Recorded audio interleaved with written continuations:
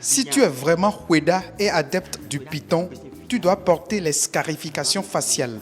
En marquant la personne, est-ce qu'on ne met pas cette personne en lien avec une divinité autre que Dieu? Scarifier son enfant, c'est lui garantir la paix et la prospérité. Sans ça là, Dieu peut te sauver. Symbole, oui. Pour nous, c'est un symbole. On nous reconnaît par nos scarifications.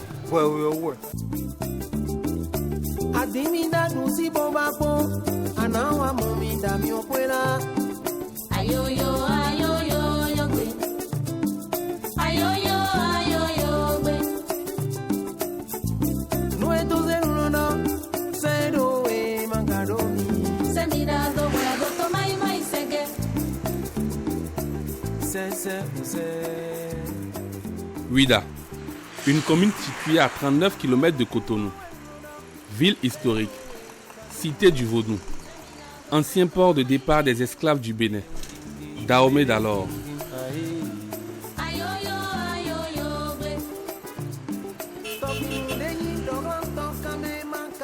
À l'origine, cette ville s'appelait Hweda, comme l'ethnie qui la peuple.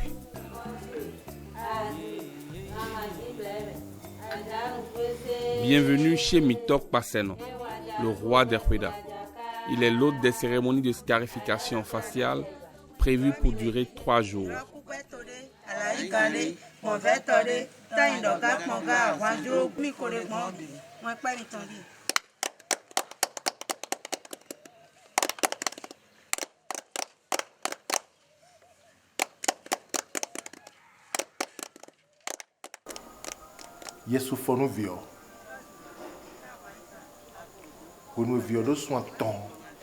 Les cérémonies de scarification se tiennent quand l'enfant a 3 mois. Quel que soit son âge, lors de la cérémonie, on considère qu'il a 3 mois.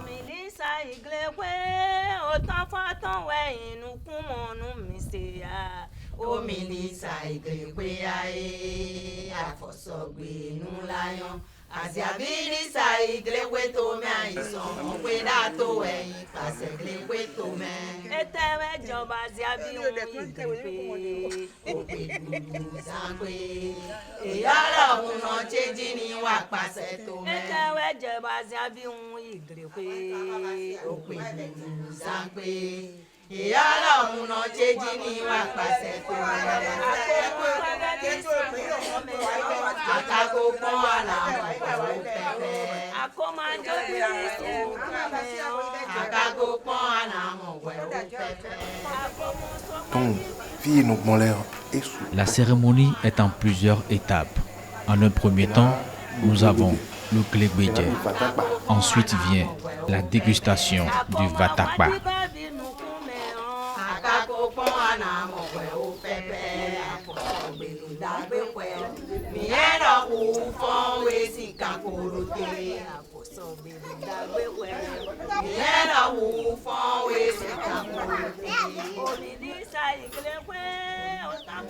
Le soir du premier jour, on a l'étape du Vaudoucon.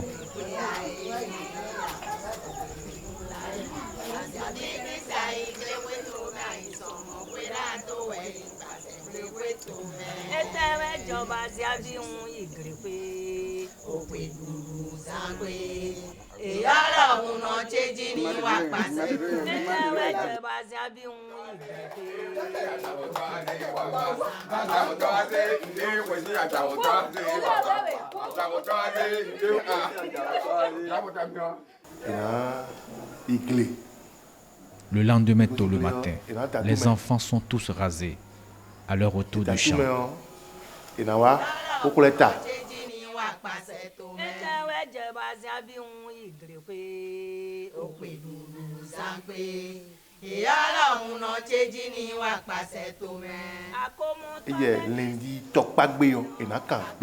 Ensuite vient l'étape du Agbassa.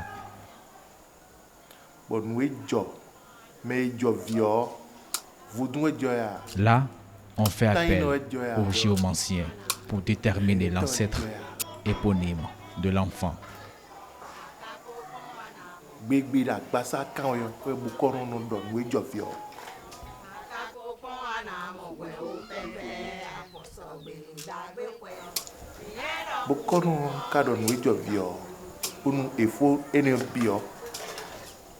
Selon que son ancêtre éponyme soit une divinité ou un aïeul, on fait des prières. Si c'est un aïeul, ce sont les prêtresses qui se chargent de la prière.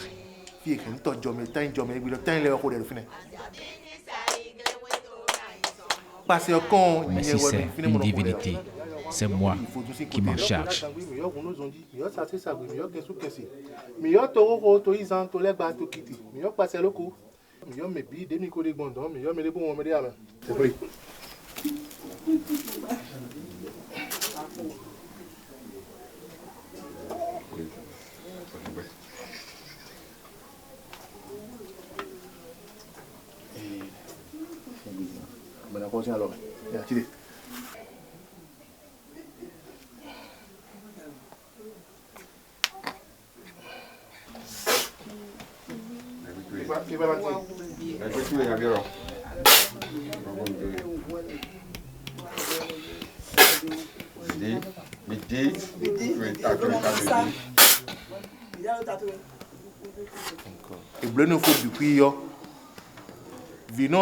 Ensuite, la maman conduit l'enfant chez le géomancien qui va lui citer les interdits qui résultent de son signe.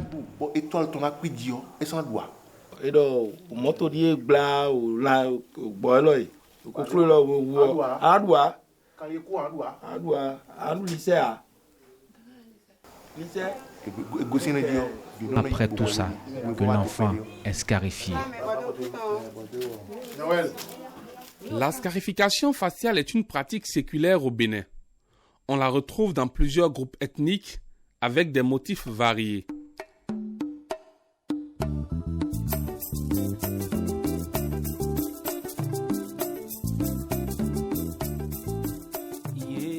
Chez les Hweda, on observe 2 stries verticales x 5, à raison de 2 sur chaque joue, sur chaque tempe et sur le front. Communément appelé 2 x 5, ce type de scarification est la reproduction des 5 perforations qui se trouvent sur chaque côté du museau du python. De la même manière, quand on trace une séparation sur la figure humaine, en passant entre les 2 stries du front, on retrouve 5 stries de part et d'autre du visage.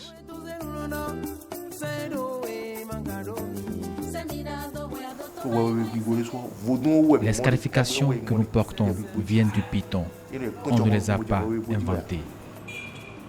Le python est le génie protecteur des Hweda. Il est érigé au rang des dieux. À Ouida, un temple lui est consacré.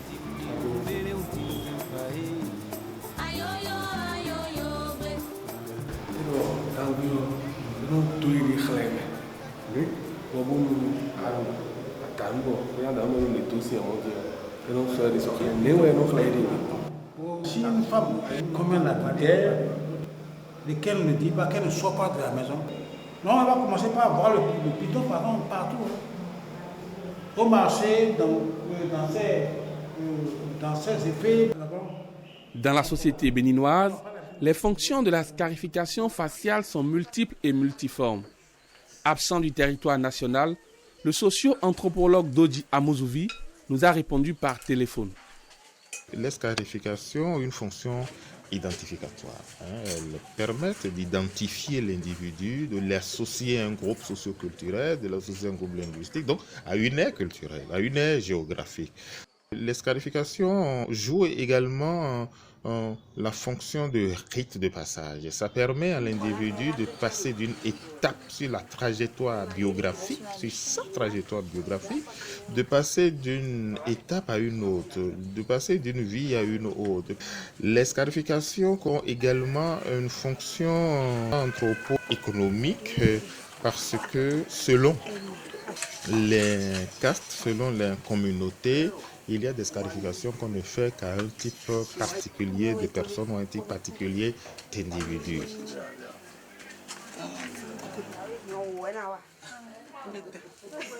L'escarification a également une fonction de communication. C'est un support de communication dans la société. Donc une fonction sacrée. C'est une fonction religieuse. Les scarifications permettent donc de nous relier au transcendant, de nous relier à l'invisible, de nous introduire dans la sphère des dieux qui assurent notre protection si nous sommes de cette communauté-là. Je finirai par dire que dans une large mesure, la scarification aussi a une fonction esthétique, une fonction de beauté.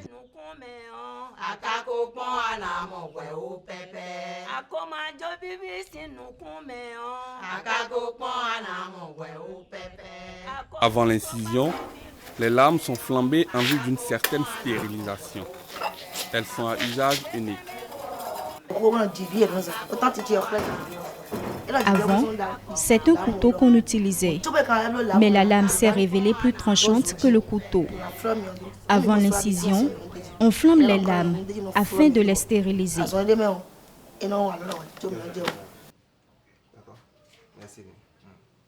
Le flambage n'est plus d'actualité.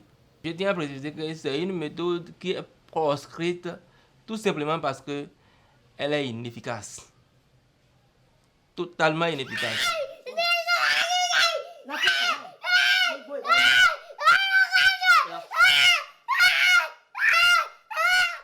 Les pleurs ou l'écoulement du sang ne freinent pas la pratiquante. Chez les Passénans, la cérémonie est mensuelle. En moyenne, 11 enfants sont scarifiés chaque mois, ce qui fait un total de 132 par an.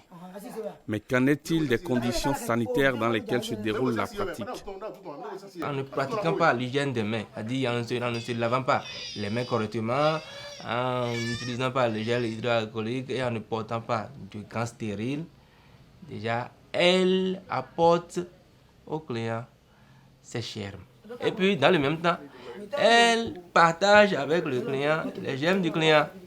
Donc, cela voudra dire quoi? Que le risque est partagé entre la praticienne et le client. Ça, c'est un. Deux, il faut dire que la partie où la scarification est faite n'a pas été désinfectée. Le malade pourra se faire contaminer facilement par ses propres germes. Et puis, la praticienne, après scarification, a utilisé la même bassine d'eau, la même eau, pour débarbouiller tous les enfants qui ont été scarifiés. Tout le reste pouvait se faire contaminer facilement par ces pratiques.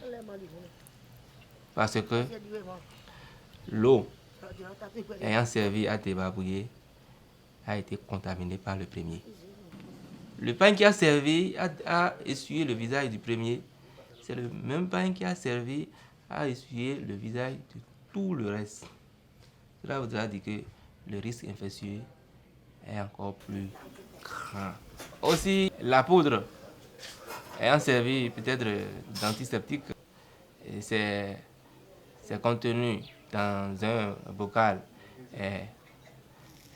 ouvert, à ciel ouvert, et c'est avec la main nue que la praticienne prélève et pour pouvoir mettre dans les différentes plaies. Chacun à son tour et gère son stress comme il peut. Après l'incision, le nouveau scarifié ne doit pas croiser le chemin de ses pairs qui attendent de passer. Le but est d'éviter d'accentuer la peur de ces derniers. Il est donc conduit dans une chambre isolée.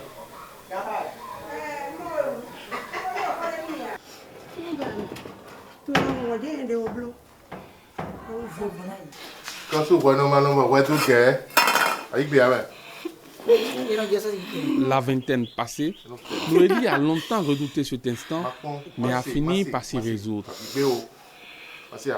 Issue d'une fratrie de 8 enfants, cette jeune fille est couturière en formation.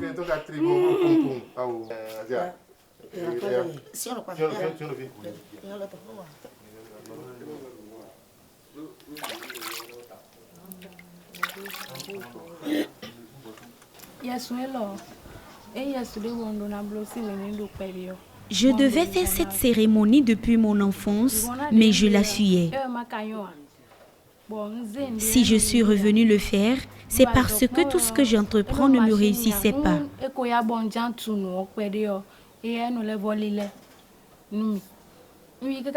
Je suis même allée jusqu'au Nigeria, mais rien ne me réussit. Je souffrais sans raison. Je passais mes nuits à pleurer. Je me suis donc dit que c'est parce que je n'ai pas fait cette cérémonie que je n'ai pas la paix. Maintenant que je l'ai fait, je suis heureuse et confiante en l'avenir.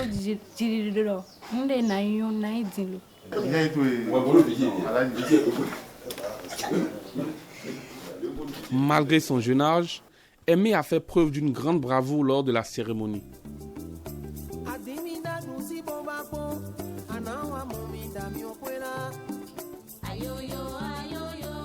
Nous l'avons retrouvé 2 mois après. Désormais, il se sent pleinement Hweda et est fier de porter ses marques identitaires.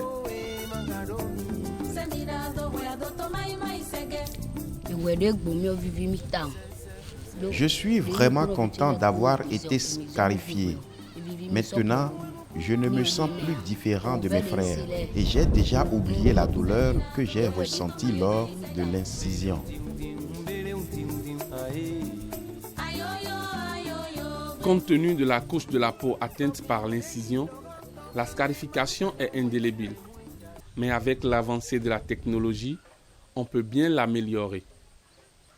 Nous avons en général 3 couches de peau. Nous avons en général l'épiderme qui est totalement superficiel et qui se renouvelle tous les 28 jours. Nous avons le derme qui est composé du derme superficiel et du derme profond qui est la couche moyenne, la couche intermédiaire de la peau. Et nous avons ensuite l'hypoderme qui est la couche la plus profonde de la peau. Lorsqu'il y a pratique de scarification, les couches qui sont atteintes sont d'abord l'épiderme et le derme. C'est-à-dire que l'épiderme est atteint en superficie, mais la lésion va jusqu'à fracturer jusqu'au niveau donc, du derme superficiel ou du derme profond. Quand la lésion de scarification fracture jusqu'au niveau du derme superficiel, vous avez souvent un aspect un peu discret de la scarification. C'est-à-dire qu'il faut se rapprocher pour pouvoir la voir. Mais lorsque la scarification va fracturer jusqu'au niveau du derme profond, vous avez donc alors une cicatrice qui est beaucoup plus apparente. Au jour d'aujourd'hui, plusieurs techniques peuvent améliorer ou faire disparaître les scarifications. Et donc les 2 techniques qui sont connues aujourd'hui pour améliorer le rendu donc, des scarifications dans un but esthétique sont d'abord le laser. Mais le laser, c'est juste une technologie qui va permettre donc alors, en envoyant donc des ondes donc, de lumière pulsée qui vont essayer donc d'atténuer, de faire disparaître ces scarifications. Et la deuxième technique, en fait, c'est la technologie qu'on appelle le plexer qui va permettre donc alors donc de resurfacer la scarification afin donc qu'elle soit par rapport à la peau environnante, qu'elle soit a priori du même confort structurel, ce qui fait que la scarification peut être beaucoup plus atténuée. Nous sommes à Tchakwekodji, un village de la commune de Hweda. Chez Runongan Tchedi, grand prêtre de la divinité Tron. Dans cette grande famille Hweda, tout le monde n'est pas scarifié.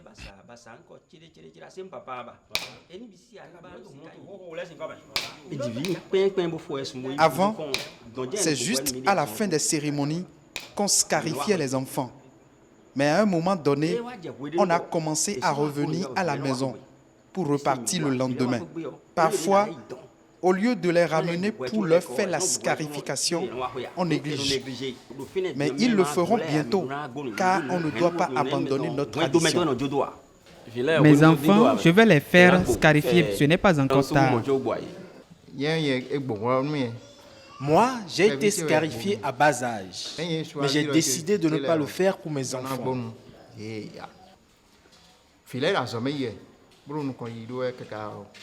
Car plus tard dans la vie, ils sont appelés à voyager et à découvrir d'autres horizons. Parfois, à cause de ces scarifications, il arrive qu'on soit discriminé. C'est d'ailleurs la raison pour laquelle j'ai refusé de le leur faire.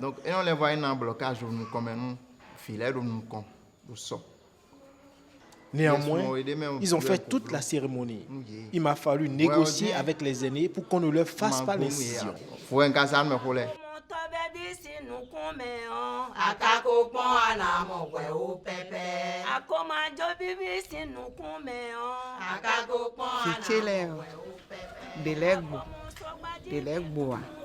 Tous mes enfants ne sont pas scarifiés. Quand je les avais amenés pour la cérémonie, ils étaient 3. J'ai négocié avec les anciens pour qu'ils épargnent l'un d'entre eux afin qu'il ait le choix une fois adulte. Tous ses frères et sœurs qui sont venus après lui ont donc fait le même choix. C'est vrai que mes frères et sœurs portent les cicatrices 2x5. Et moi, personnellement, je ne porte pas et ça ne me gêne pas. J'aimerais porter ça si mes parents acceptent. Moi, personnellement, ça me plaît. Si aujourd'hui on décidait de me les faire, je ne vais pas accepter. Je me sens déjà habitué sans cicatrice. Avec un peu de diplomatie, il est bien possible d'échapper à la scarification, même en étant Kweda. Ne pas scarifier son enfant est une faveur qu'on demande auprès des dignitaires. Il faut trouver les mots justes pour l'obtenir. C'est parce que mes parents ont su négocier que je ne porte pas de scarification. Il y en a qui disent avoir été discriminés à l'extérieur à cause de leur scarification. Ces derniers nous supplient donc d'épargner leurs enfants. Ce n'est pas une question d'argent. Quand un membre de ta collectivité te demande une faveur et apporte le justificatif nécessaire, tu peux le lui accorder. Autrefois source d'orgueil et de fierté de la communauté, la scarification faciale est aujourd'hui un véritable sujet à polémique. Pendant que les gardiens de la tradition s'y accrochent, les religions révélées dénoncent le caractère aliénant et païen de la pratique. Alors cette pratique-là, est-ce qu'elle élève l'homme? Est-ce qu'elle libère l'homme? Chacun a une origine et une tradition. Le christianisme a été importé par le blanc. Notre tradition et notre divinité à nous est ici. On dit que le Christ est importé, je dis non. Non, le Christ est universel. Maintenant, si tu avais déjà la scarification avant de devenir chrétien, on va aller effacer. Un chrétien converti n'a plus à vouer un culte à une autre réalité à part Dieu. J'ai été baptisé. J'ai été baptisé sous l'année de confirmation. Mais ma tradition, telle que le font par exemple les Asiatiques, ne doit jamais oublier. Et l'Afrique ne doit pas oublier sa tradition. C'est un choix à faire. Soit tu es pour Dieu complètement, de la tête aux pieds, soit tu es consacré à une autre divinité, mais ne mélange pas les deux. C'est une tradition à perpétuer. Un bon musulman ne doit pas scarifier son enfant. Il y a un verset qui nous fait comprendre que Dieu a dit que nous avons créé les hommes et Arsène et Takrim.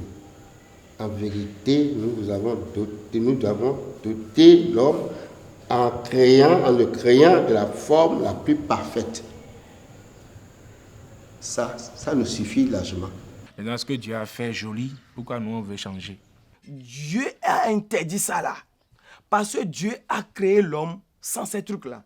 Aujourd'hui, on fait des signes, des je ne sais quoi au corps pour dire que non, c'est notre coutume, c'est notre truc là. Oh, vous voyez, sans ça là, Dieu peut te sauver.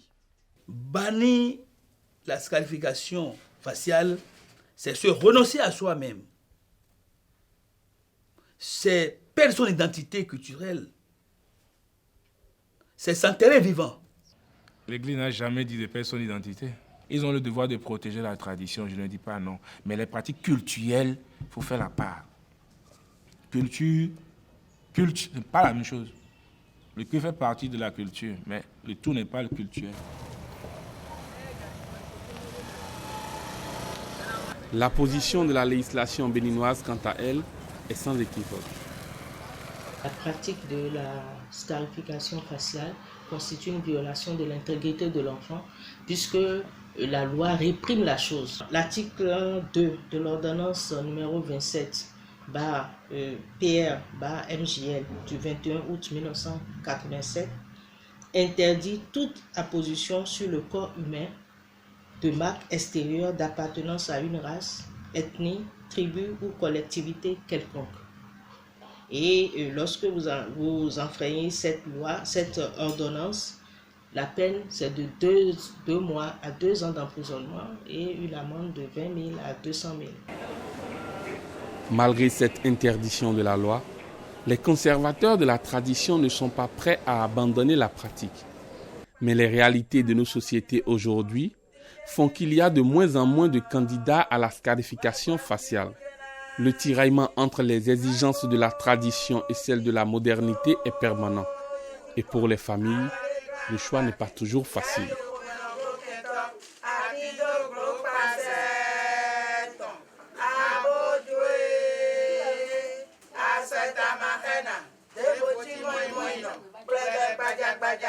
Ami